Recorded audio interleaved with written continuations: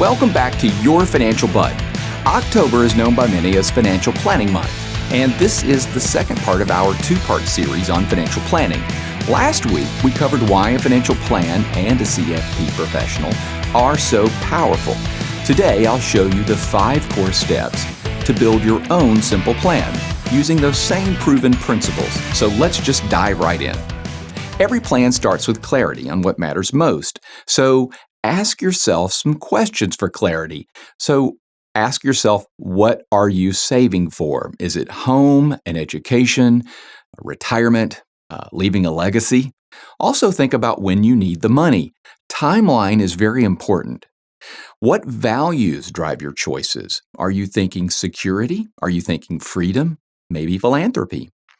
Using your answers, create your goals and aim for 3 short-term goals of 0 to 2 years, somewhere around 3 medium-term goals of 3 to 7 years, and 3 long-term goals of 8+ years.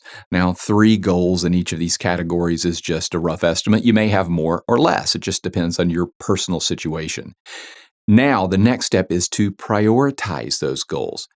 Without prioritizing, you might spread your goal funding too thin, and that would cause or could cause you to risk missing the ones that matter the most to you. Your goals become the guideposts. Everything else aligns to help you reach them. Next, get a clear snapshot of your current finances, your income streams and pay schedules, monthly expenses and debts. List out your assets like bank accounts, investments, and real estate, your insurance policies and their beneficiaries. Categorize everything into assets, liabilities, income, or expenses. And this helps you build your personal financial statements. Now, personal financial statements can seem a little complex, and if you want a deeper dive into how to actually build those statements, check out my July video towards the end of the month of July called 3 Steps to Build Your Personal Financial Statements. Now, to build those statements, you'll need a net worth calculation, and that is assets minus liabilities.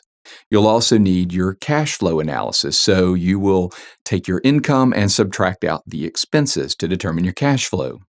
When you know exactly where you stand, you identify gaps and opportunities. Now it's time to connect the dots. Based on your goals and the data, ask where you're falling short. Think about it. Are you underfunding some of your high priority goals? Maybe you're overfunding your low priority goals. How much do you need to save monthly for your top goal? What investment mix fits each of those goals?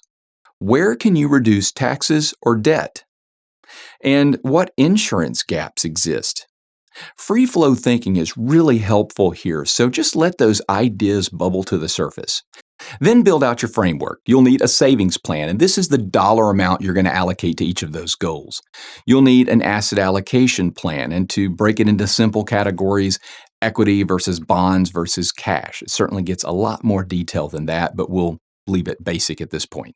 You'll need tax strategies. Again, think about retirement savings, what types of retirement accounts to use, and where you need those tax deductions.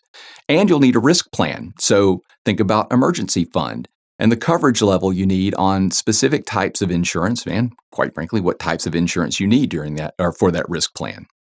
You can do this without the fancy software. All you really need is a spreadsheet and a solid recommendation framework. Now, implementation turns ideas into action. Budgeting for your goals can feel overwhelming at first, and to help, don't forget to grab your copy of the ebook, The Great Spending Balance. Send me an email at bud.milligan@milliganwm.com. Now, this ebook walks you through budgeting for some big purchases that we all run into, like buying a home, a car, and travel expenses. And it helps you balance spending and saving across those categories. It's a great ebook.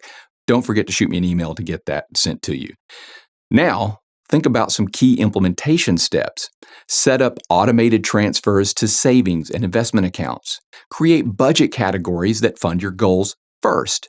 Review insurance with your carrier or agent. Contribute to retirement accounts directly from your paycheck. Work toward automating everything. Track your progress weekly or monthly and celebrate small wins to stay motivated. The beauty of automation is that you build consistency and you remove decision fatigue. A plan without review is like a ship without a compass. Schedule quarterly check-ins to compare actual progress against targets. Rebalance your investments if allocations begin to drift. Update your goals after life events. Refresh your risk management and tax strategy. Now, staying on course is what turns a simple plan into lasting success. So you've got the 5 steps: clarify, assess, analyze, implement, and monitor. Are you ready to build your own plan? Well, like I said earlier, don't forget to get your copy of The Great Spending Balance by sending me an email at bud.milligan@milliganwm.com. And if you want a CFP professional to customize each step and keep you accountable, book your complimentary call today at milliganwealth.com. Just click the Let's Talk button to access my calendar. And then don't forget to, if you enjoy the video, subscribe and ring that bell and share this video with others. I'm Bud Milligan, your financial bud, and happy planning.